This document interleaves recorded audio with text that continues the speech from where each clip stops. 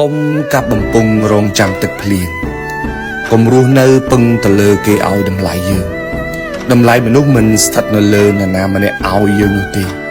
បើយើងខ្លួនឯងគ្មានតម្លៃផងកុំរំពឹងថាអ្នកដទៃមើលឃើញតម្លៃយើងឲ្យសោះរឿងតម្លៃគេមើលឃើញមិនឃើញជារឿងដោយឡែកជាមនុស្សត្រូវមានគោលការណ៍រស់ដោយខ្លួនឯង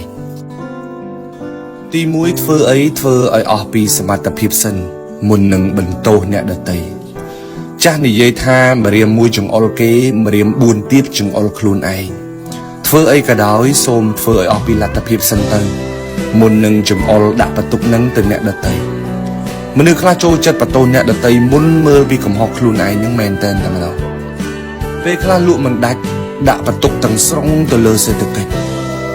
ពេលខ្លះលក់មិនដាច់ដាក់បន្ទុកទាំងស្រុងទៅលើទីផ្សារមកពីទីផ្សារវាចេះមកពី